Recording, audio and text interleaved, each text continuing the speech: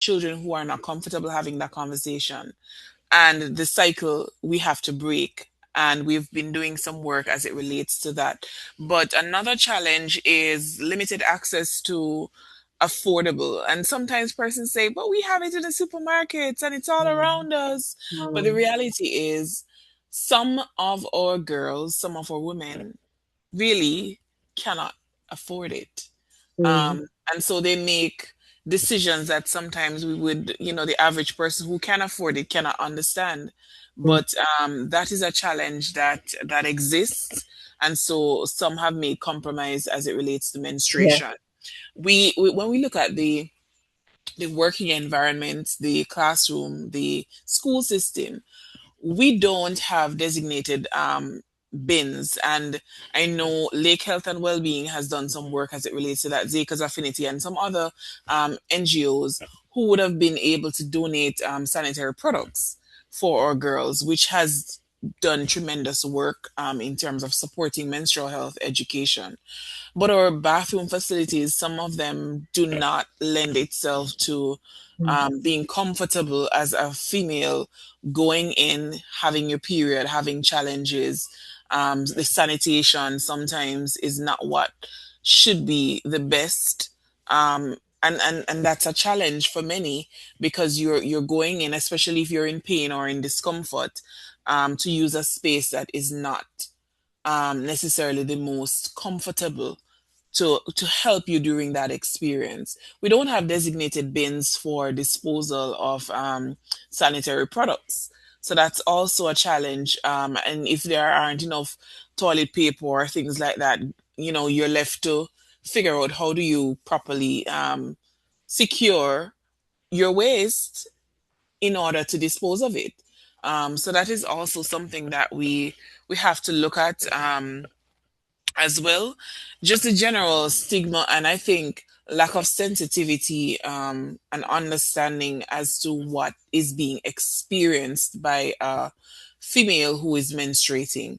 And sometimes it is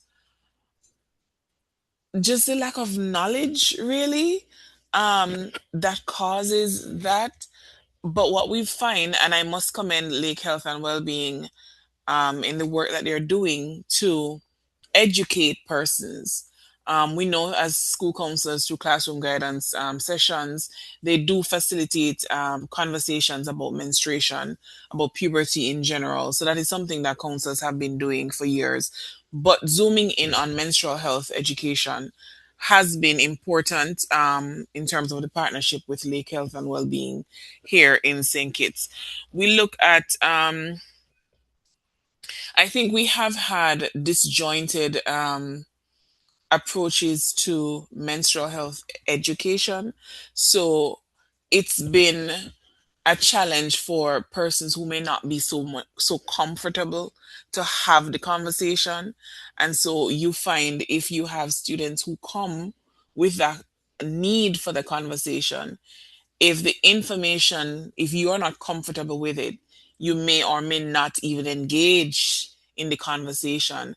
And so there's a risk of children leaving with misinformation or Mm. inadequate information. And Mm. that's also a challenge. I think, as well, just normalizing menstruation.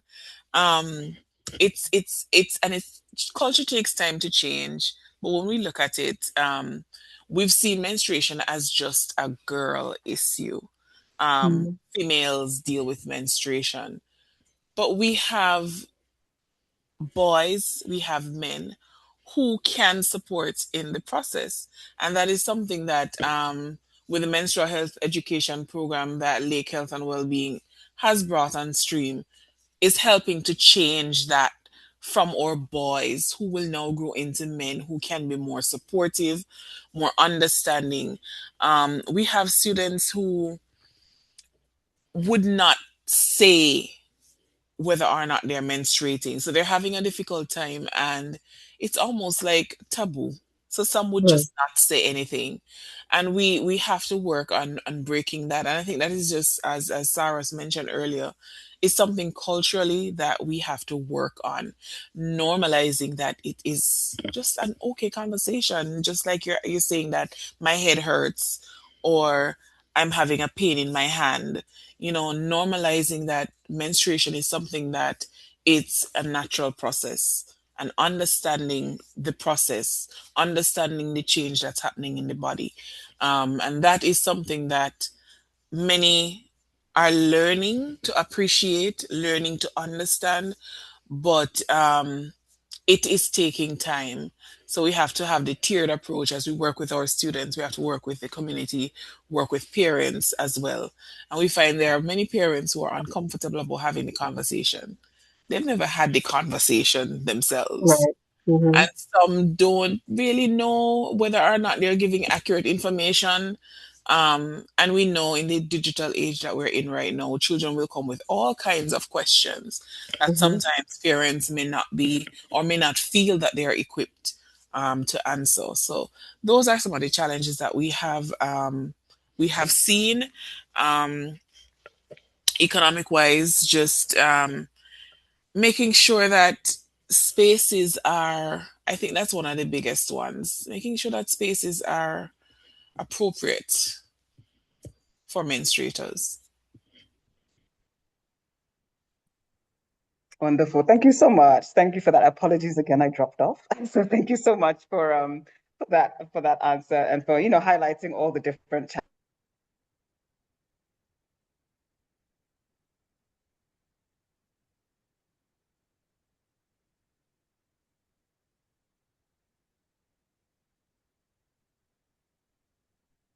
I think Abby may have dropped out again. She dropped off again. Okay, Abby's in and out.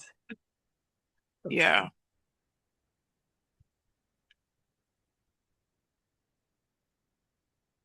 But if even as we look at it and we see the challenges, we recognize that these challenges exist. But then the question is, um, for example, as counselors, school counselors in the spaces, what are some of the things that we can do as Mhm. counselors, as educators?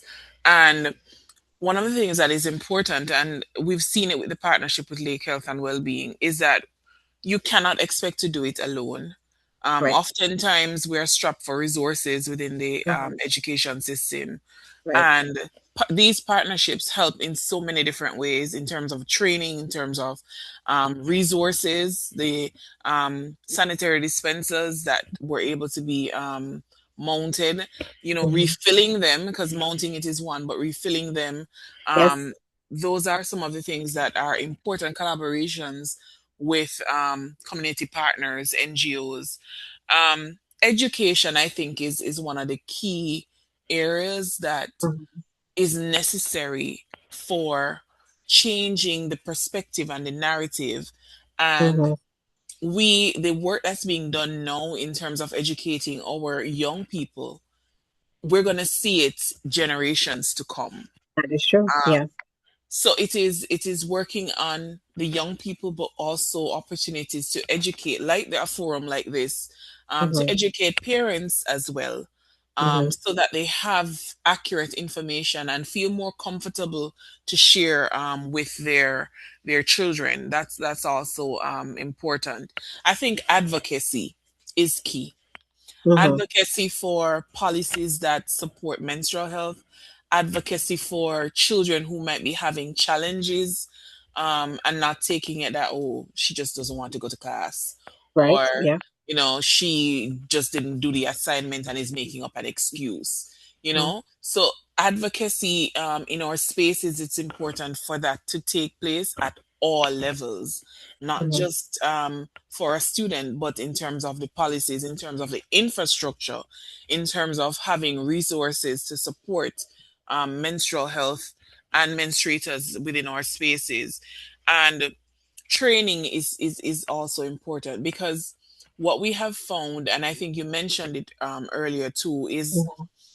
if persons are not comfortable having the conversation, they tend to avoid having the That is, conversation. yes, But yes. as you educate them and they become more knowledgeable, more aware, then the conversation becomes easier for them to have. So that is also very, very important. And just, I think just making sure that the facilities that we have, we're mindful that there are opportunities for sanitation, proper sanitation, Mm-hmm. within the restroom spaces, that support menstruators is also important. I agree. Um, I agree. I agree. I yes, mean, if when you speak about education and training, that's something in collaboration with Lake Health and Wellbeing. We we did train all the guidance counselors here on yes, Nevis. think And it's I as well. think it's right, correct, yeah. And I must say they are doing a fantastic job. It Awesome. really takes the load off of the department and you kind of really spread the information around. And they're more than equipped and more than comfortable with sharing this information. I would sit in these sessions and listen to them speak. Miss Lowe, oh, she's here. I hope she's online. She is just fantastic with the way she Yes, she she takes command of that classroom and she ensures that the kids get this information. You did also mention training parents too. And that's one part of the program that we are going to do. We are going to, go into the PTA conferences and have a short minute conversation with them. Tell them that we're yes, here, we're open to sit and meet with you. We can, have a conference or we can have a one-on-one with you just to ensure that that home space can be hmm period friendly. I've met parents that just don't know how to start. Like, how do you start by exactly, speaking about something that you don't even know? You exactly. have experience yourself and you don't even understand. Like, what do you say? Here is a pad. That's it. Especially Don't touch men. boys. Yes, don't touch That is boys. usually it. Yes, yes. And especially men, it is so important for them to be aware of what's Hmm happening to the female body throughout this process. So, like I said, the boys who we're training and the men who we're training so hmm far have been very honest with the lack of knowledge that they have about it. And they're willing to learn. So that willingness to learn lets us know that, okay, we're making strides and we're making progress. So yes, I think Abby's back on. I am not I seeing. am, I Oh, am, but Okay. I think you're carry on because my internet is really temperamental right now. I'm so sorry, everyone. I mhm. hope it's not disrupting too much, but you're carry on because I think I'll probably drop off again. Okay. So there's a question here. What policy and program interventions would you recommend to strengthen menstrual and reproductive health support at home, in school, workplaces, and within a wider society? Well, I can speak to the National Gender Equality Policy and Action Plan. We do have a domain that focuses on health and well-being, and Mhm. within that specific domain, it focuses on health seeking behaviors for women and girls throughout their reproductive years and even before the reproductive years. And Mhm. what we're doing is that we're pushing for a specific focus to be on menstrual health education and menstrual health management. So currently we're working on having this at the discussion phase, but we are pushing to gathering the data because you can't create policy without data. It's absolutely Mhm. critical to have a Okay. policy that is evidence based because we want it to work. We don't want another situation where we have um, black and white and there's nothing happening to it. Because why are we doing all this work? Right? Not for printed Exactly. material. So it's absolutely important that we have these policy in place that governs how we speak about the menstrual process, governs how we protect women's dignity, governs how workplaces too can create their own organizational policies toward menstrual health within their spaces. Yeah. Right. And when we look at it as well, we have to ask with the challenges that we see now, what we are experiencing, whether it's in the school system, just as a community, as a society, as it relates to menstrual health and understanding, what can we actually do? What do we need in order to facilitate or support this process? And I think it goes back to one, making sure that as an educator, as a school counselor, as somebody who's working in various spaces and holding various positions, that we educate ourselves. Um, I think it starts with that, because with education comes the understanding and the change in the mindset that we want to see transferred, not just from ourselves but to other generations to come, that will continue to understand and to change the cultural dynamics that we grew up with, that were not Right. necessarily very healthy Right. as well, but also creating opportunities where if there are challenges, that persons feel okay to ask for help, that and make it like a simple conversation, not something that is taboo. It's literally like just asking, may I have a cup of water, please? Or I'm not feeling well today. And feeling that the conversation itself is normal, Right. because menstruation is normal. It is normal. And I think, sorry, and I think that is something that really needs to happen. And I think too, ensuring that we have the resources, because education is one, but you also have to have the resources and the policy shifts in order to see um, lasting change. Right. And that is important as we seek to educate persons. I think too, for we have the health and wellness curriculum. We have life skill sessions here in St. Kitts as well. So that is one of the areas that we can look at incorporating menstrual health education in more detail, in greater detail, so that that information is built in to the formal curriculum that all our students are going to be exposed to. That is a sure way to ensure that the information continues. And that's one of the things that we have done, especially for our school counselors. Just like with Nevis, we would have had them train in terms of the menstrual health education program. So bit by bit, facilitating workshops, training spaces. We have the PTA meetings. We can organize sessions where we educate persons. And I think, too, one of the things that we can do, we're living in a social media age where everything is on TikTok. Just like how we have the viral memes. I saw the one, yes, with pads with wings, and it was hilarious. But as we look at it, we have to utilize what both young and not so young are using, and it's social media. How can we incorporate more education and sensitization using our social media platforms and sharing that information that is just a click away, that takes a couple seconds or maybe a minute, and the information is getting out there. So we use Excellent. what we have. Yeah, exactly. I totally agree with that. Because it takes money to run a program like this. It takes money. And Yes. I think I read an article perhaps last week about the lack of funding for menstrual health. The lack of funding for, and we're so blessed that we have two funders to fund this program. So we Right. really need to be vocal about why it's important to invest in women's health, invest in menstrual health. So in the interest of time, Great. we'll open up to the audience for Q&A. So you can jump right in for a 10-minute Q&A. If you have any questions for myself, Mrs. McDermott, or Abby, or even Ms. Gums, feel free to ask the questions. You can unmute your mic and ask the question, or you can post it in the chat, because we're running on time. I see a question that's asking about the policy. Is it in the public domain for educational purposes? Yes, is the National Gender Policy Action Plan?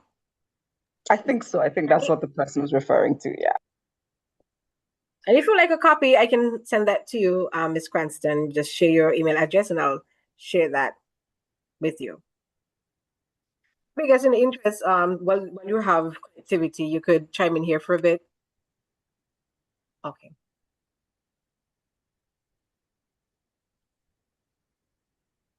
Ms. Cranston, you could private message me and send me your email address, and I'll have that policy sent to you.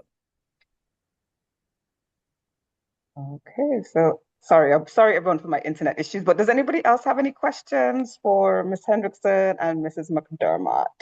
Any questions whatsoever? So unfortunately missed.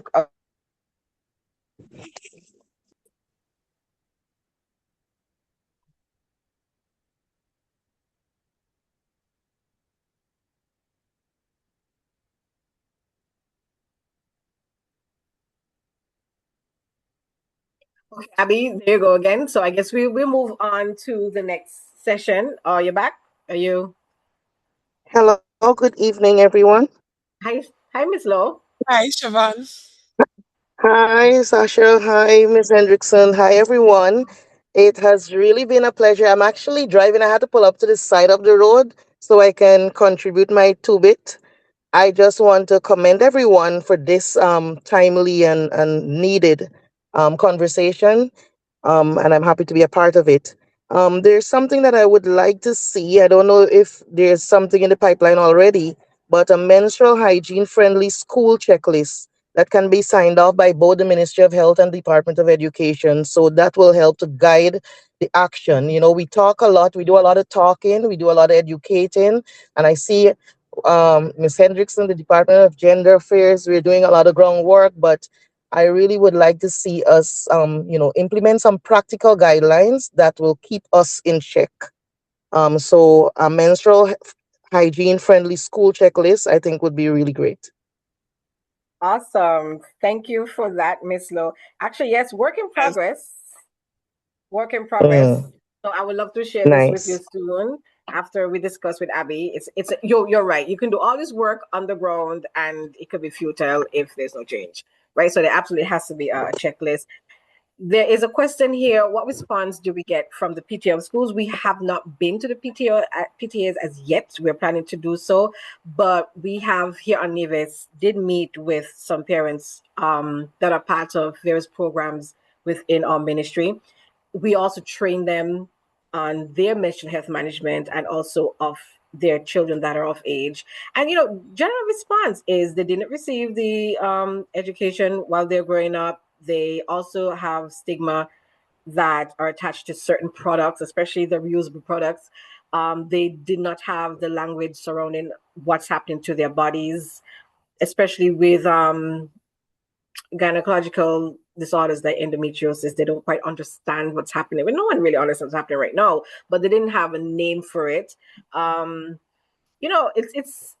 It's essentially the similar responses we're getting from the students that we've trained thus far that we've received from that particular group of parents. There's another question here. How can civil society organizations better collaborate with government bodies to ensure menstrual health is treated as a fundamental right and a public health policy priority? Sorry.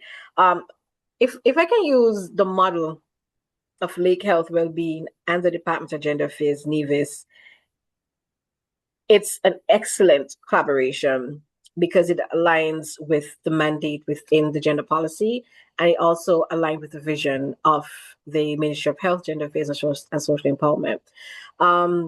What it really takes with collaboration is commitment. You have to be committed to the work, both parties. There has to be some understanding of what the priorities are and the scope of work that each body is able to do. What is the capacity to do that work? I hope I answered your question.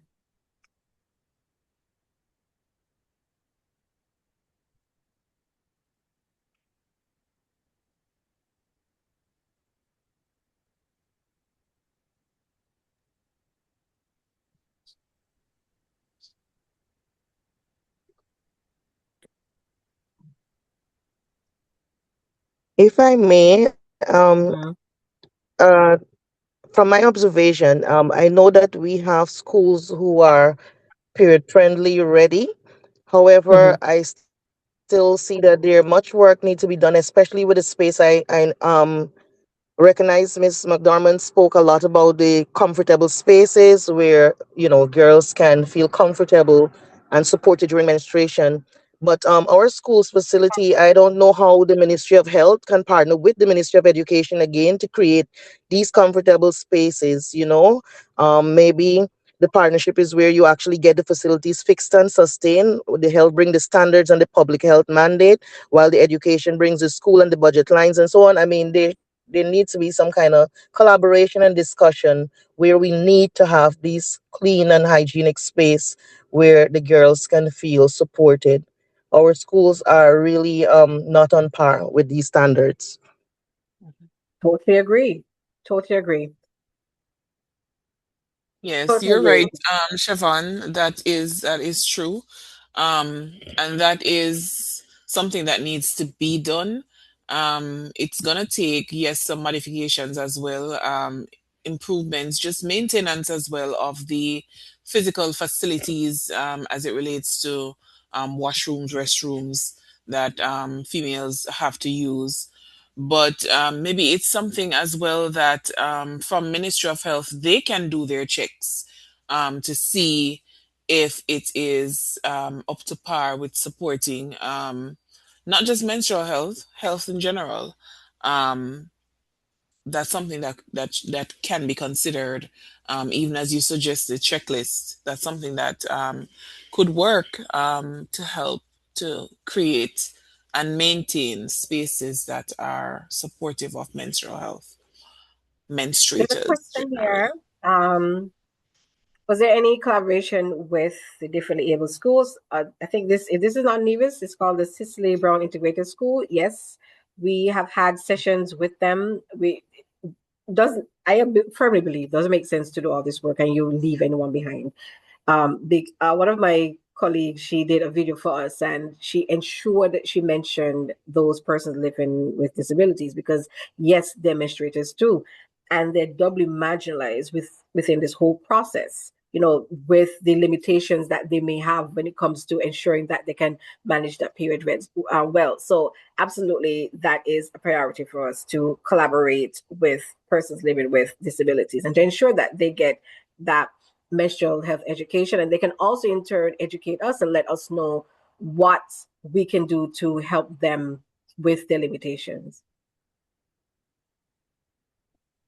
I think Abby has in the chat that our mental health educator has also conducted sessions with young people with disabilities, and that is Jamesia on St. Kitts. Other questions or comments before we move on?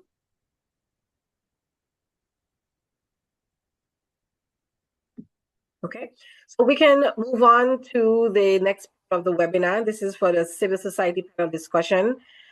We'll carry on with the moderation of this bit. I would ask the members of the civil society to introduce themselves. So we have Miss Tanya Ambrose from Scrub Life Cares. She's a founder and CEO.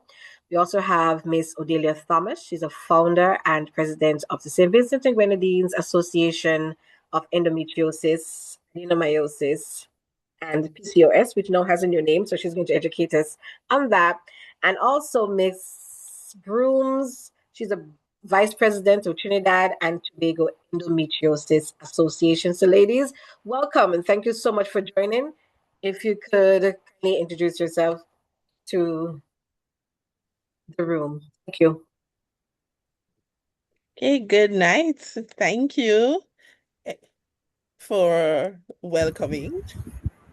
Good day, everyone. Thank you for having me as well. My name is Odelia Thomas, and I am the founder and president of the St. Vincent and the Grenadines Association of Endometriosis, Adenomyosis, and PCOS Incorporated. Yes, PCOS has been renamed to PMOS. However, this is our legal name, and so until it is legally changed, we have to keep it the way it is. And we do have some time to make all of those changes. So this organization was founded from both passion and personal experience. I began experiencing symptoms associated with these conditions at the age of 11. And like many other women and girls, I spent years navigating pain, confusion, and the emotional and physical challenges that came with not fully understanding what was happening to my body. So at the age of 11 was when I first got my period, and I never had a normal experience, unlike my classmates. And I always thought something was wrong with me. I would miss school every month. From the first period, my period was 7 days long, and it just got longer and longer over the years until I just never stopped bleeding. And it took me over 20 years to be diagnosed with endometriosis, adenomyosis, PCOS, and fibroids. And by the time I got diagnosed, there was a lot of damage done. And so in my 30s, I had to have a hysterectomy, having never had biological children, just to have some semblance of a quality of life. And so from my experience and when I was diagnosed, I had never even heard the word endometriosis before. As a Black woman, about fibroids, but the other things I didn't know much about. I had never even heard the word endometriosis. I couldn't spell it. I couldn't pronounce it. And at that time, I started talking to my friends to see if anybody else knew anything about it, and nobody did. And so this organization started simply with me sharing my story and trying to educate other girls and women, especially when I found out that 1 in 10 women will have endometriosis and adenomyosis. Black women are more likely to get fibroids. Approximately 80% of us will have fibroids in our lifetime. And as Black women, we will have bigger fibroids and more fibroids compared to women from other races. And so I just began sharing information. And over time, we developed into a registered nonprofit. We were registered in 2021 here in St. Vincent and the Grenadines. And our organization was established to raise awareness, provide education and advocacy, and support women and girls living with endometriosis, adenomyosis, PCOS, fibroids, and related conditions. We work to reduce stigma around menstrual and reproductive health, create safe spaces for talking, for sharing. We provide psychosocial support, and we're in the process of setting up in-person support groups. And we advocate for policies and systems that improve access to healthcare and support services. And we also engage a lot in community education because many people continue to normalize severe menstrual symptoms that should not be dismissed. And we are working on developing an outreach program for our men and our boys because we make our educational sessions open to anyone who wants to come. And then when they do come, the men and the boys have a lot of questions about how best they could support the women and girls in their lives. And so we want to create a program that is geared specifically towards our men, not just educating them about what the conditions are, but also how the conditions can impact them as men. Because we've had husbands come to the session say that, they feel overwhelmed sometimes, they don't know how to support their partners. And so we are working on something to help support our men and our boys as well. So that's just a little bit about me and our organization and how we got to where we are. Excellent. Thank you so much. That's a lot about you, ma'am. Thank you so much. Ms. Broomes, go next. Good afternoon, everyone. Hello. I am Madixia Broomes. I am currently the Vice President for Trinidad and Tobago Endometriosis Association. The Endometriosis Association has been in existence or formed since 2012. We have been a growing organization. It really was formed out of the need, just like Ms. Thomas, of one person who would have experience, that is Ms. Abisha Toussaint. She would have experienced symptoms, going to doctors, failed interventions, and realized that she was not the only person having these experiences and felt that, you know what, we need to do something about it. And so she reached out to friends, colleagues to carry this program forward, and soon it became an organization. And this association has been registered, and we are also the representing association for endometriosis on the World Endometriosis Organization as well. So we represent Trinidad and Tobago on the world stage in terms of giving information, feedback through our support group. Now, as an association, we provide support through our support group. So we have persons who would have joined the support group, and we have conversations, just normal conversations, day-to-day conversations with persons, letting them say and feel heard, because a number of things that had happened highlighted that persons are not validated and they need to be validated in whatever their experience is.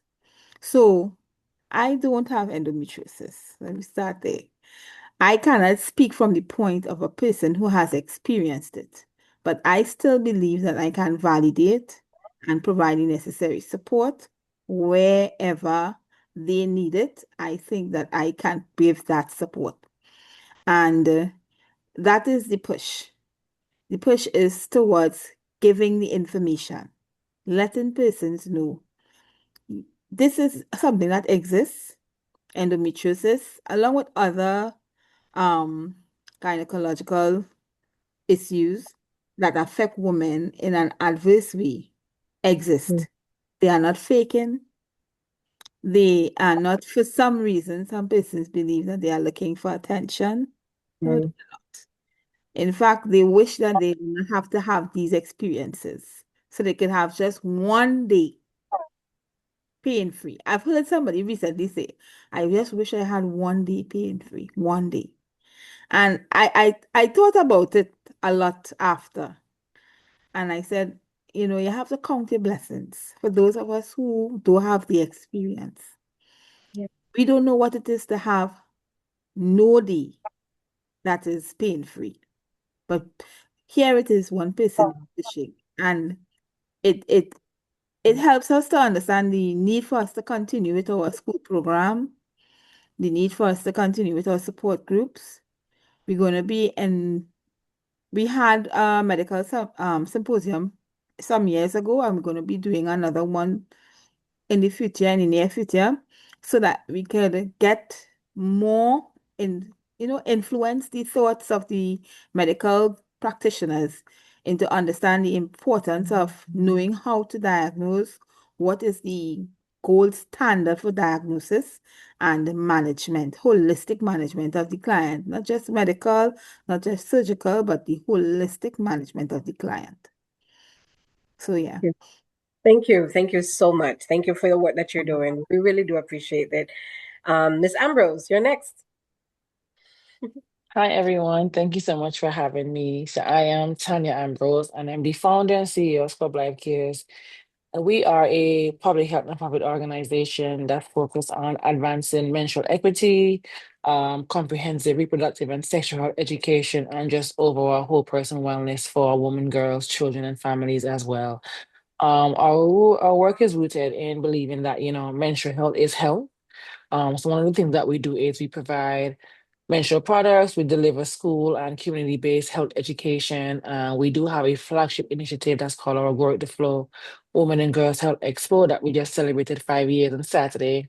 And, we work towards creating safe spaces for conversations around puberty, periods, body literacy, reproductive health. We think about consent, maternal health, and just overall well-being as well. For me, we started this nonprofit back in 2020 in the middle of the pandemic. Don't ask me why I did that, but I just remember doing a study abroad the year prior in 2019 in Uganda, Africa. And I saw a young lady running on the streets because we were doing some research in the slums. And I saw her running on the streets, bleeding between her legs. And, from the Caribbean, we thinking, oh my God, was she raped? Something terrible would have happened to her. And my professor told us that, this is a situation where she lives in the slums and she can't afford the menstrual product that's available to her because she's not necessarily working, living in underserved and in poverty as well. Right. Was like period. So like, who can, I'm thinking for me, come from a place of privilege, who can afford menstrual products at the time? But of course, me being in public health, I did my research and I'm like, okay, came across period poverty. And I was like, wow, we can't talk about poverty and not mention period poverty because, individuals are really and truly choosing between utilities, rent, food, and even the menstrual products. And that wasn't a thing that I thought even existed or even, I'm thinking, you're in your period, you're going to go buy your pads. That's no issue. And I remember doing my research. I was like, okay, came across period poverty. So how can I solve the issue in my home country? Because at the time I was going to school in the US and I'm thinking, well, how can I give back to my country that raised me, that made me to, be able to survive anywhere? And we just started giving out. I put out a flyer. We weren't even registered yet in 2020. And I put out a flyer asking for menstrual and hygiene products. And the response that I got, I was like, oh, okay. So people, are trusting a girl online to provide these menstrual products. And I did that. And, we got registered officially in 2021. And since then, we've just grown tremendously. And of course, you're trying to fix a issue in the Caribbean. I was like, do we have period poverty in Antigua? Because, yes, it's easy for me to say, let's distribute products. People are going to take it, of course, but are we really addressing an issue that's Mm, happening in the island? And I remember us just mhm, doing our research as well. We did some qualitative research and we found out, what people are experiencing period poverty in Antigua and the lack of access to even the education. I saw someone in the chat earlier saying that they wish they had the conversation, when they were younger, and that's mm, what we've seen across Antigua as well. So what has gone into as from a study abroad to a response to period poverty has gone into a broader movement around, dignity, education, access, and even health equity as well. So through our work, we're supporting communities, schools, and families by helping to reduce the stigma, and of course, improve health literacy, because that's very important. And just ensure that, our women and girls have access and the resources to these, products, but not only the products, but also the information and the education so that they can make, informed decisions about their bodies. And, we're going and it's important work that we're doing. And I'm proud, especially for all of us here on the panelists today, the work that we're doing, how we even came about forming these organizations is very important. So that's where we are. Excellent. Thank you, the three of you. Thank you so much. What I've gathered from this is the value of one story, of personal stories, of the mental health issues that you would have witnessed or you personally would have experienced, and you've created an NGO out of passion, out of commitment, and you're doing excellent work, all of you. So thank you so much for the work that you're doing. I know it is hard work, but keep going on, keep going, keep going, keep maintaining, keep doing your research, keep gathering that qualitative and quantitative data to ensure that you can drive the work that you're doing. Thank you so much. But Tanya, back to you. So the question we have for you here is that your NGO, it focuses primarily on menstrual health. So what we need to know is if you can tell us what are the challenges that you have seen women and girls face in relation to their menstrual health at home, at the school, and in society. You've given us an example of what you saw there. And you must have been shocked when you saw that.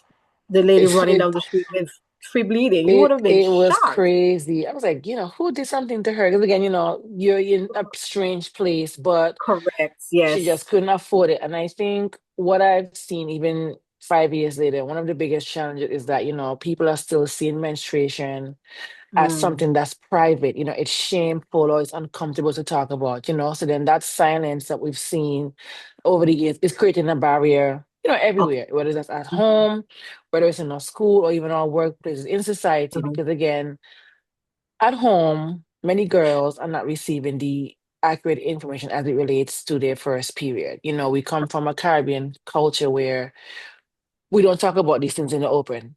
Because the first mhm, thing sometimes that you hear is, oh, you're seeing your period, or don't get pregnant. So the conversation behind, what to expect for your first period before you even experience that first period mhm, is not happening, right? They're not understanding their bodies, they're not recognizing, what is normal versus abnormal, and they don't often always feel confident even asking these questions as well. So I think, we see how generational stigma can be passed down. It's not always yeah. intentional. I've come to learn in this life, it's not always intentional. Again, because Mhm, many parents and caregivers, they were never given the option to be open. They weren't really receiving the support as it relates to menstrual health either. Then of course that is passing down to our generation again, because well, we don't talk about this. It's shameful when you see your period. Don't let anyone know, or don't get pregnant. Don't do this, whatever. And then we're normalizing the painful periods. We're normalizing the abnormal periods. Then that conversation is not Yes. even being had. What we've seen in school is the gap in menstrual health education, like the limited access to products. Even the lack of access to period-friendly bathrooms in our schools and our workplaces.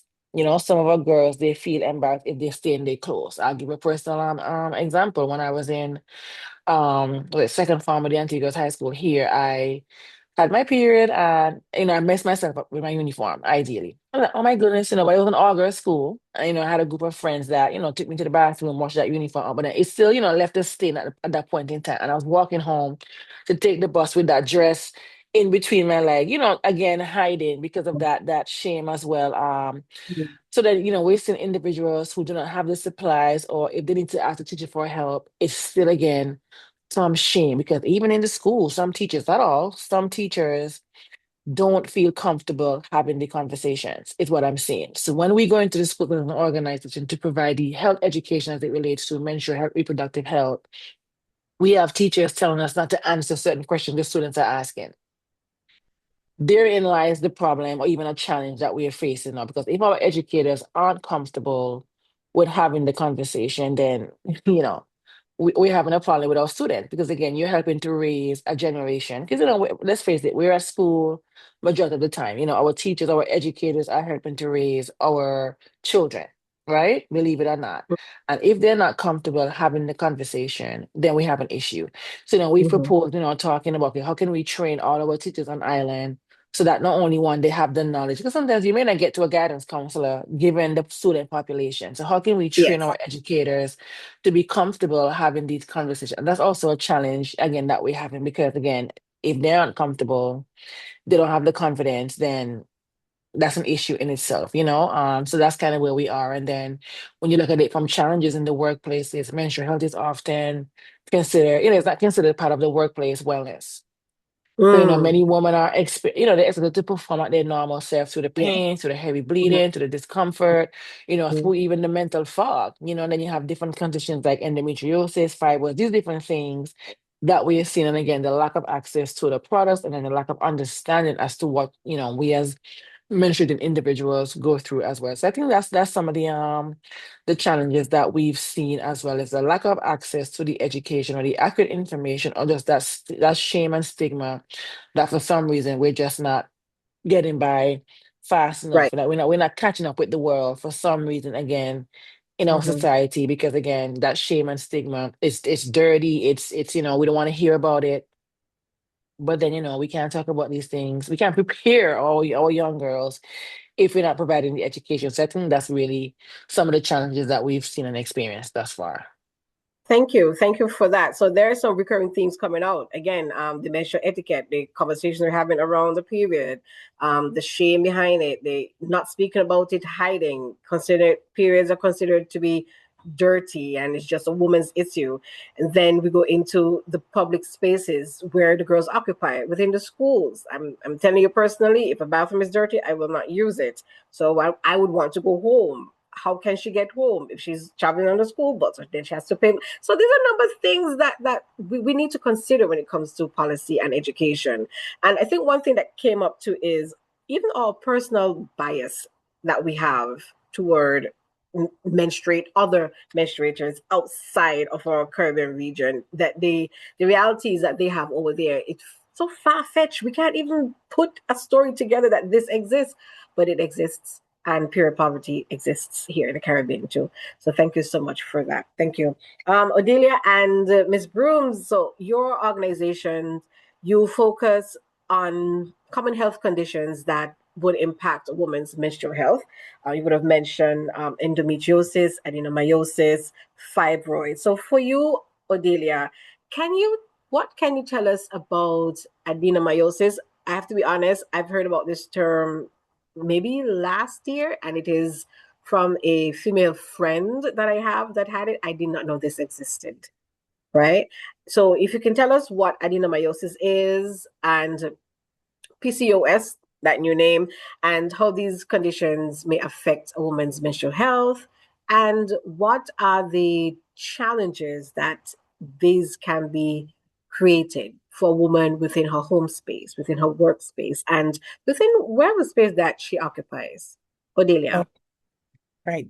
Good question. So adenomyosis occurs when tissue that is similar to the lining of the uterus grows into the muscle wall of the uterus.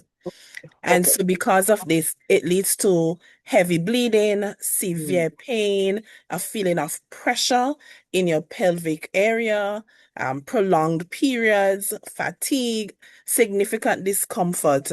And on ultrasound, you might see on your ultrasound report to the bottom, or it might say bulky uterus or enlarged Oh, uterus. oh wow. And depending on how good the sonographer is or the radiologist, they'll be able to pick up signs that you may have adenomyosis. So these are some signs that you may have adenomyosis. Now, PCOS has been renamed PMOS, PMOS, and that is polyendocrine metabolic ovarian syndrome. That this just helps to acknowledge the fact that PMOS/PCOS, it's not just about the ovaries, it's not just about menstruation and reproduction. It is an endocrine and metabolic condition that affects multiple systems in the body. So this new name helps to reflect the complexity of the condition.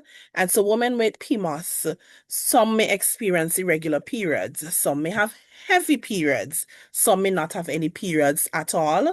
Again, pelvic pain, acne, excessive hair growth, male pattern hair growth. So some women may have a beard, a mustache, some may have male pattern baldness. So they may start balding up here.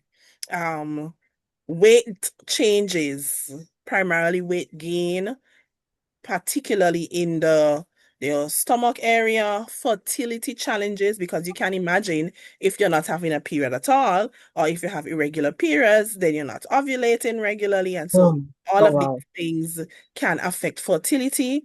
And PMOS/PCOS is also associated with mental health and emotional impacts. So both conditions, you can imagine that having a condition where you're constantly in pain, where you're having issues with your menstruation, where you may have fertility challenges. And we live in the Caribbean. We know sometimes people can be mean. With PMOS, there might be weight gain, and people love to Yeah. chatter, and say things that are so mean and unkind. Oh, you're getting fat. You look like you're pregnant. Now imagine somebody tells you that and you're having challenges getting pregnant. Right. It can be very devastating to somebody to hear these things. So all of this can affect your menstrual health and your overall quality of life. So at home, we may struggle with daily responsibilities because we are in pain, we are exhausted, we are constantly bleeding, we're just depressed. In schools, you may miss classes, have problems concentrating. You may feel embarrassed and isolated because of what you're experiencing. And at work, it doesn't get any better because you may feel again embarrassed and isolated because we don't have these conversations. And if you're somebody with heavy periods that bleeds out and it may mess up your clothes, again, the chatter, the comments may not be kind. And at work, you may have reduced productivity because it's hard to focus, it's hard to concentrate, increased absenteeism, and all of these things have been found. And there's something called presenteeism. You're at work, but you function, so you're not really producing. And some women may feel this pressure to be like superwoman, feel this pressure to continue functioning at full capacity, even though they are significantly uncomfortable because menstrual health issues are not being taken seriously. At the societal level, one of the greatest challenges, as I think it's Tanya was talking about, is the culture of silence and normalization. Yes, yeah. Too often we hear, oh, pain is just part of being a woman. Sure. Oh, heavy periods, that's normal. or your mother had heavy periods or your grandmother had heavy periods, that's normal. And so we dismiss a woman's or a girl's symptoms, and this dismissal, this sort of mindset that you need to keep quiet, don't talk about it. Who shares that they're having problems with their periods? And that delays diagnosis. A delay in diagnosis delays treatment. It delays support. And so many women and girls have been suffering in silence for many years. And I understand firsthand how these conditions affect not just your physical health, not just the menstruation part of things, but also your emotional health, your mental well-being. It affects relationships, it affects education, it affects your confidence. It affects opportunities. And this is why sessions like these are important, because we need to raise awareness. We need to provide education. And women and girls need to know that severe pain and significant menstrual difficulties are not normal and should never be accepted as normal. Thank you. Thank you for that. So many things are, oh, this is so juicy. This conversation, it's needed. But so many things are coming out. And you mentioned this inheritance of menstrual strength from, oh, your grandmother was, I mean, she experienced that, your mom. So you too. So you carry that burden, right? I grew up thinking about, and use this word very loosely, the burden female carry, triple burden of taking care of the home, the space of domesticity, that includes your family, your children, taking care of work, carrying the load at work, taking care of yourself. But there is an additional one, managing your menstrual health. What you mentioned there is a host of challenges that women are experiencing silently. I cannot imagine. I cannot imagine having to endure adenomyosis, endure fibroids, and still operating as though I am well or I am strong. I am not. And women need to come with the reality that you are not well, and we have to seek wellness. But where do we start? Conversations like this. Those of you who are online, the 26 of us who are here, make the connections. Let us start networking with each other. You have the information here. You have the professionals here. Have that conversation as to where you can start with taking care of your womb health. It is a lot to carry. So, Ms. Broomes, you are focusing on endometriosis. If you can share with us too, what are the challenges that you have heard or seen with women as it relates to them enduring endometriosis in the home, in the workplace, and in whatever sphere that she occupies? Yeah. Their own bodies. Mm. They have to endure endometriosis in their own bodies. It's as though they are at war with themselves every day. They are fighting a battle within themselves every day, and they are waking up every morning and saying to themselves, today I am going to do what I need to do. I'm going to get off of this bed. I'm going to brush my teeth. I am going to go to the bathroom, and regardless of what comes out of me, I'm going to get in the bath and I'm going to get something on my chest to drink or to eat. If I cannot stomach something to eat, I will drink something. They have to constantly be in a conversation with themselves to get themselves from point A to point B. So when they get to work, that is mission accomplished. That is mission accomplished. And don't for one moment minimize the effort it takes to communicate with persons who are difficult. Because when you are in your mind communicating with yourself and letting yourself know this is what you are going to do, and then you are faced with persons who have negative connotations towards who you are, what you are experiencing, and you have to deal with it in a professional way.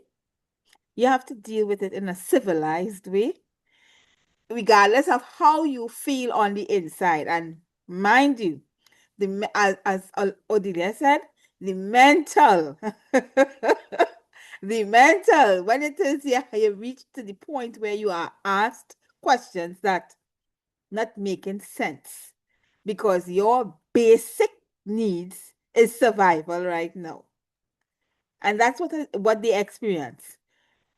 To me, just the basic things that we take for granted is a big mission accomplished for them. And persons need to understand that it takes a lot just to be able to survive day 1, day 2, day 3. And some of them don't get a day 1. They can't tell you when last they had a day free from pain. I don't know if persons really understand that. It's not like you wake up in the morning and you come off your bed and you put your foot down and you feel the little knee jerk and you say, oh yes, arthritis, rain coming. You went to sleep with the pain. You turn in the pain. You get up in the pain and you work through the pain. And the pain comes like a constant reminder that you're alive. That's the point they are at. And anything that they can get to do to alleviate the pain, they try. Persons try all kinds of remedies. And for me, I admire them. I applaud them. I pray for them because I know there will be days when they don't feel strong enough to really get through the day. But I pray and I ask God to give them the strength because I know that it is hard. I don't have the experience, but on the days that I get too little period pain, as compared to what they are experiencing, I don't complain. I just say, Lord, help me get through this, and I go through. Because when I think about it, just imagine they have this mild pain. They have an extreme, probably 10 times worse. And that is what girls in school experience. Listen, we're talking about girls in school. Some girls start seeing their menses very early in primary school. Standard 4. With 10 years.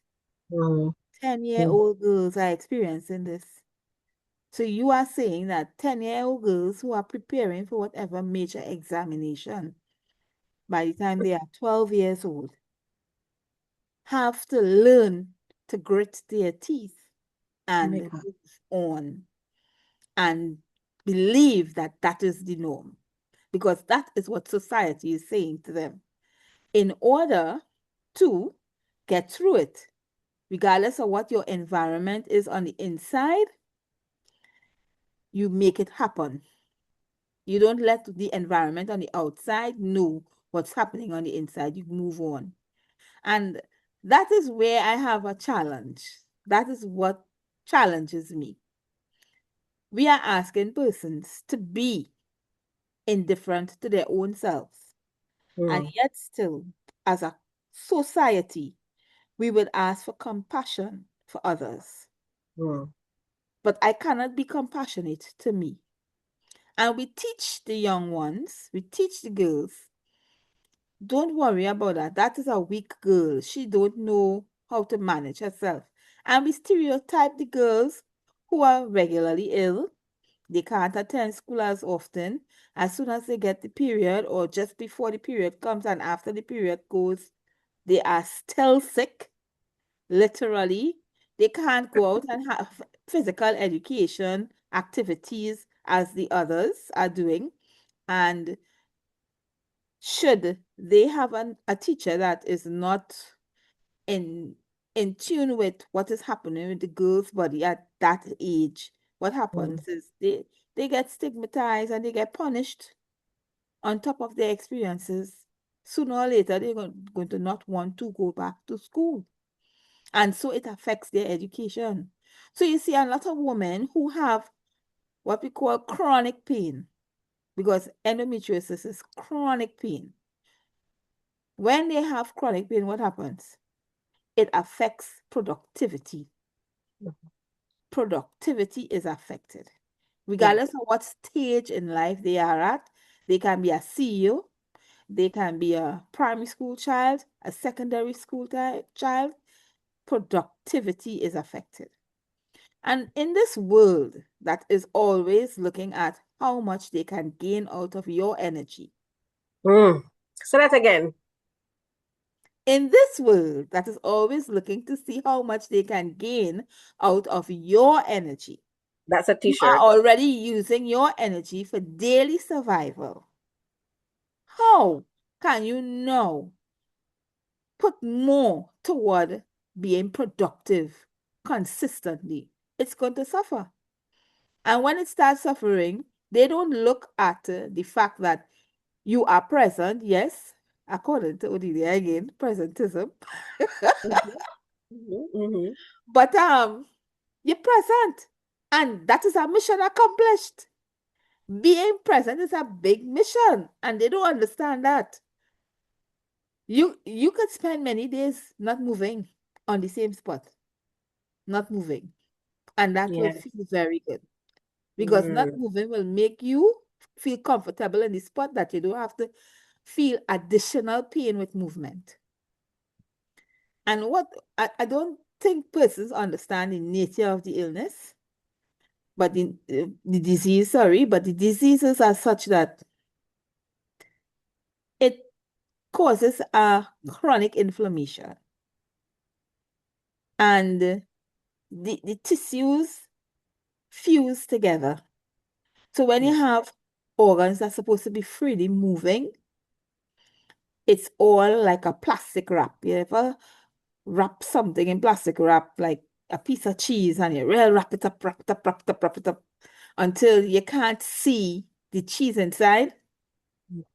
That's exactly what I think it looks like. When you look at the tissues and you see the deposits and the bands, these bands are strong. When your organ's supposed to be moving, you're freely moving ovaries and all of these things, and these bands wrapped like in a plastic wrap and tight. Everything in your pelvis is tight. You cannot expand, you cannot contract, you cannot do anything. And that is what I'm talking about, the muscles themselves. They cannot do what they're supposed to do on a normal basis. Now, here's what we're going to look at. Your digestive tract supposed to move a certain way. Contract, expand, contract, expand. When endometriosis is on the colon, how it contracting and expanding? Yeah. When it causes that scarring, how is the muscle there going to function normally? So everything in the woman affected by endometriosis loses its normal function. And we talk about shaming. We have a society that very easily, in a kind of sly way, they don't come out and body shame in a outward way now. They realize that it is not, it's frowned upon. So they, in a sly way, they indicate and, say Jokes. certain things about the person. Yeah. But they don't come out and say it. So you might be having gastrointestinal issues. You had diarrhea right through, you had to wear Pampers to work. Because you had diarrhea right through. You can't control your intestines. You can't control how you're going off. So you have to be in the toilet regularly. Your co-workers looking at you. And little snack comments, running boy. She running today, boy. And these kind of things. And that takes a toll. It takes a toll on your mental. So as women, as girls, I applaud them. I recognize them, I validate them for the experiences that they are having and for making it happen every day. At no point in time have I seen any of the persons that I know lie down and say, I'm waiting to die. Oh my. At no point in time have I seen that. And they could say that, but they have not. And I applaud them. I appreciate what they bring to life because when they experience whatever they are experiencing, it brings out a certain level of strength. And when they speak from a place where they understand what it is to survive. And because of that, I applaud them. How does this come back to menstrual health?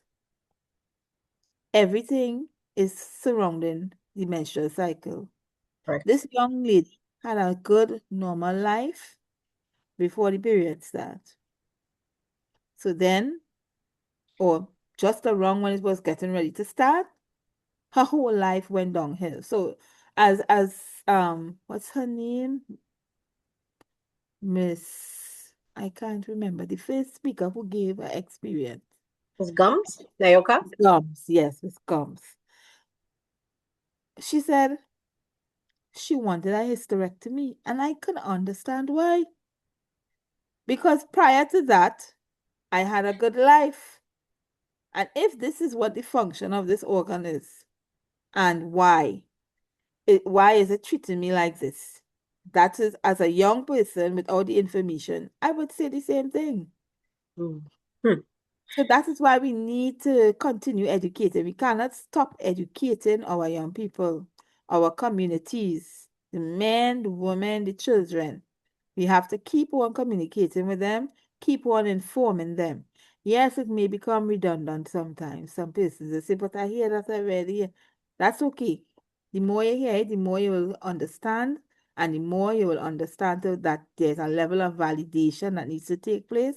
And as a society, we have to come out and validate what is Right. happening so that we could get the policies in place to recognize that PCOS, endometriosis, well, it's not PCOS again, PMOS, EMOS.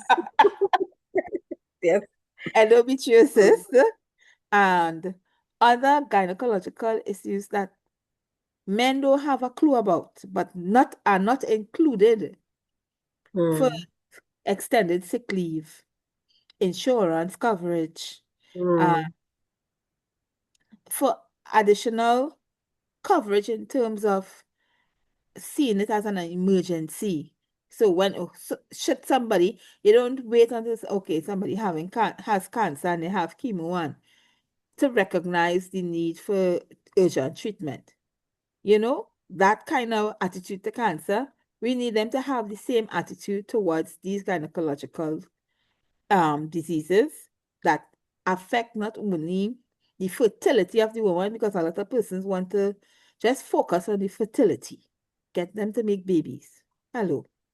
They are people and they have a life before babies and after babies. When babies grow up, don't they still have to survive? Don't they still have to live?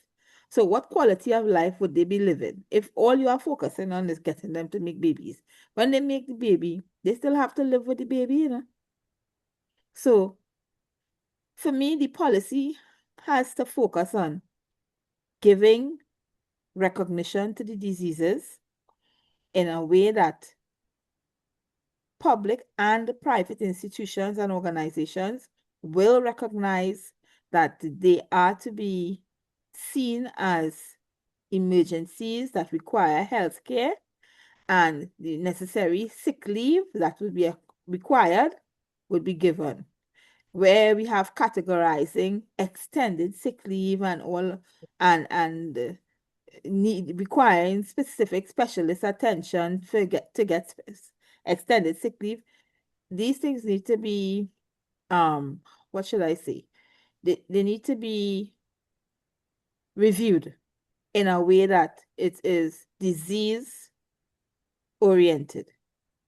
A person who is diagnosed with endometriosis shouldn't have to go to see a specialist every time their sick leave reach 14 days. Hmm. That is just my take on it, because you're going to reach 14 days by the third month of the year, given most of the time, right? If it is, you have to take 3-4 days every month. Some days 5, some months 5, just to cope. Because those are the days that you really can't walk and you're crawling on your knees to go to the toilet. You're vomiting, diarrhea, or you just can't move. So yeah, you will need that sick leave So these are the things that the policy, for me, as part of the association, what we're looking at is improving the benefits for the women in a tangible way. How would the insurance agencies look at endometriosis, polycystic ovaries, and these other diseases and ensure that the adequate monetary gains for treatment is available to these women who have that on their policy. And notice they have to have it on their policy. So first it has to be included on the policy. Right? Yeah. So that is where we are to. We are continuing to do the work on the ground. Expanding into in-person meetings regularly. So sooner or later, you may see more media presentations and more information coming out, on TikTok and Instagram and stuff like that from us. But for now, we have the Instagram page and the Facebook page that persons could go up and get information and join our support group through those mediums. Excellent. Thank you so much. I think you've answered the last question for us. Your presentation, it is thorough as always, but one thing that keeps jumping up at me is how under capitalism, the culture of productivity ignores menstruation and ignores every gynecological disorder associated with menstruation. And that's something that I think I should ponder on and we need to ponder on. So thank you so much for that. Ms. Thomas, I see you have your hand raised. Yes, as she was talking, I was just thinking, how well she captured the experience of somebody living with endo. But I wanted to just briefly touch on two things. Number one, something that we also need to take into consideration, is that these conditions affect girls as well. And they've been touted as a working woman's disease. Endometriosis was once called a white woman's disease, and so the symptoms are ignored often in women of color, Black women especially, because they've had it in their medical books that Black people can tolerate pain and our pain threshold is high and all of these things. So girls can have it. The youngest documented girl who has endometriosis and needed surgery for endometriosis was 7 years old. So you can even start experiencing symptoms even before you start menstruating. And you also can experience symptoms even after you finish menstruating because there is no cure for endometriosis and PCOS/PCOS. No cure. So when we do education, we have to also inform people, yes, it affects menstruation, but that is not all of it. And so I think that sometimes gets lost in the conversation that, it's just about the periods, but these are conditions that affect menstruation, but it is not the entirety of the condition. So that's just something I wanted to say. Oh, well, thank you. Thank you so much for that. I think in the interest of time, it's 10 past the hour of 8. These things can go on for hours because we could never finish. I'm going to open up the forum for questions. I'm sure there are burning questions, so feel free to unmute your mic and ask your questions. I'm going to give about 5 minutes for questions. You can also post it in the chat here if you have any questions. But thank you so much, ladies, for sharing your vivid experience with the work that you do and the stories of women that you work with. Thank you. Naoka, you have something to add or to share? You're welcome. No, thank you guys for the presentation. Very informative. Thank you for having us, sharing the platform with you guys. It's always been a pleasure to share. Absolutely, absolutely. Any questions for anyone?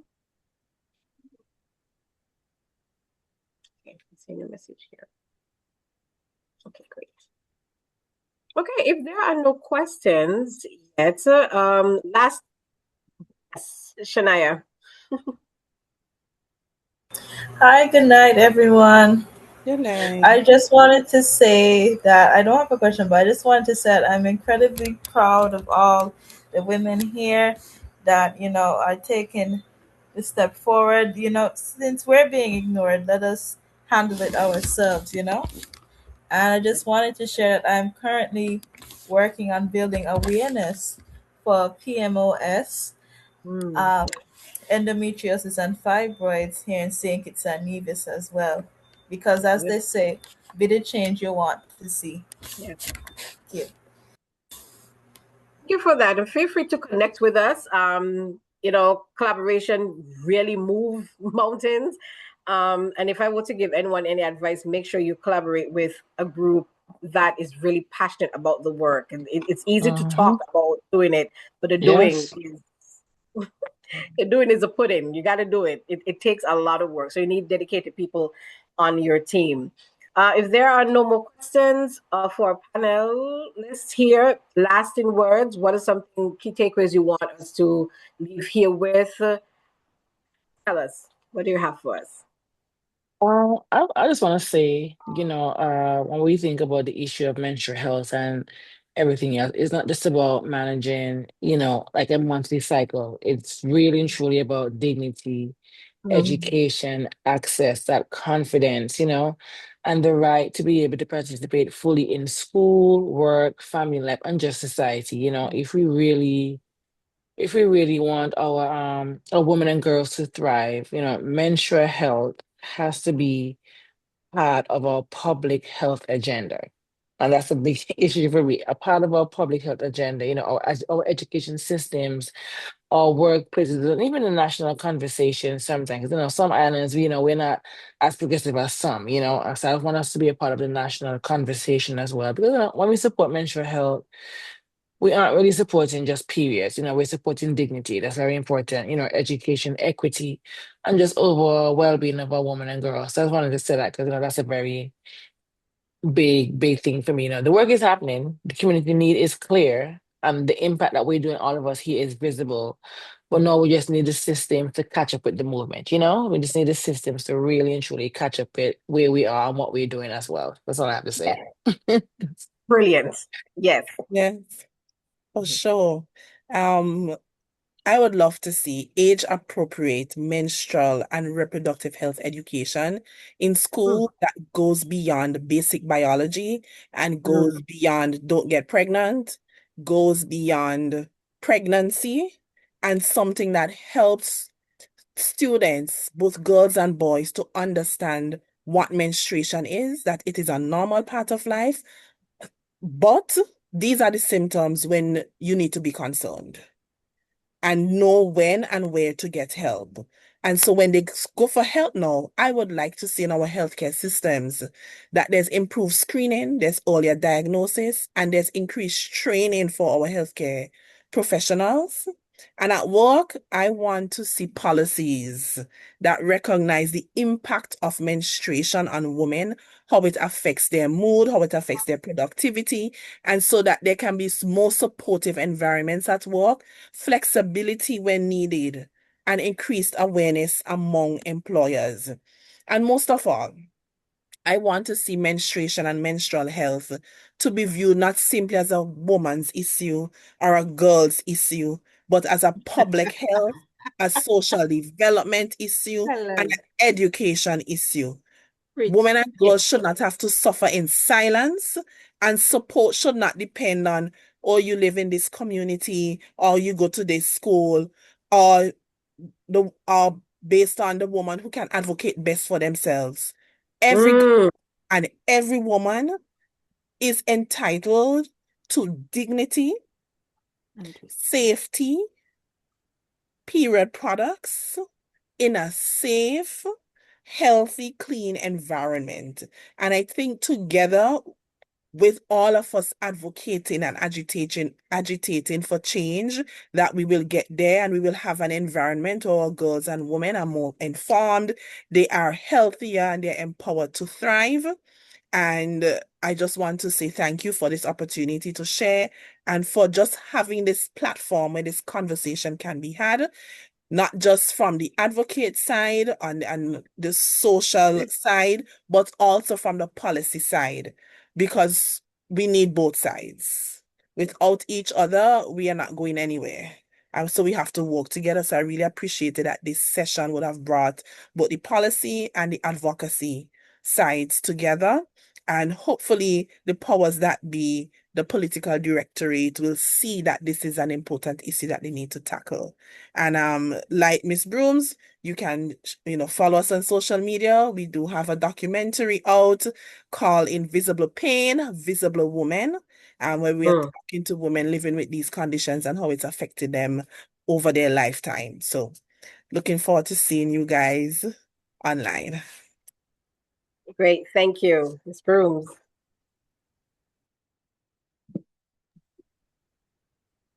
As was said before, the policy cannot be a policy specifically for one group of women. It has to be geared towards women through their lifetime. And it mustn't just be a rule, but it must take the shape of societal perception that changes the way that we treat women, the way that we treat girls. As women, sometimes we can be very cruel to each other, because a lot of the times in the offices, the women are the ones who are the most cruel to other women. And at times you wonder, do they have a womb? Do they understand what it is to be experiencing what I experience? But at the end of the day, the policy itself needs to change the perception. And that could only happen when the policy is not just a rule handed down, but conversations take place at the different levels to include not just the teachers, but the teachers, the parents, the students in the different levels, the university students, the primary school students, the secondary school students. And when we say students, we're not saying girls alone, we're saying students, boys and girls, because shaping a perception has to take a root in everybody. So somebody who is seeing what is happening could pull up the other person and say, no, no, no, don't do that, regardless whether it's a boy or a girl. They could tell the other person, hey, don't make fun out of her, So at the end of the day, we want to see that perception change. When we start to see the perception change, then we will need a rule to tell us how to care for our girls, what we need to provide for our girls. And the policy has to see that menstrual hygiene is a basic need. Just like you need food and air, you need to have the hygiene materials available for the girls, so that when they are menstruating, I have been to places in our country that the girls have difficulty accessing hygiene products. And so NGOs are the ones that come in and step in to provide it for them. Right? So when we have government policies that says, okay, we provide the schools with these products, we use the dispensers, we have persons coming and emptying the sanitary bins. And when you say sanitary bins, we mean proper disposal bins. It starts with those things. We start from where the schools themselves, the bathrooms are fitted with respect for the girls. You don't just put a black bag in a bin and just call it George, right? You have the correct bins for disposal so that they don't feel embarrassed when they see the period. And when you have the accessible care products, they are now able to use it properly. A lot of times girls develop UTIs and different infections because they don't have the products available to them. So they have to wear a pad all day, one pad. And that sanitary napkin causing more infection than anything else. Mhm. So what we need to know is that our policy has to be well grounded in what are the needs of young girls and women throughout their lifespan, as well as creating the different supplies for the needs that they have. So it must capture that as well. It must say that the education system, the schools themselves provide for these things for the girls. Because this is where it starts. How do we treat them now as they are young, as they start to get into womanhood? How do we treat them? That is how they will see themselves. So yeah, that's my take on it. Thank you again for having us.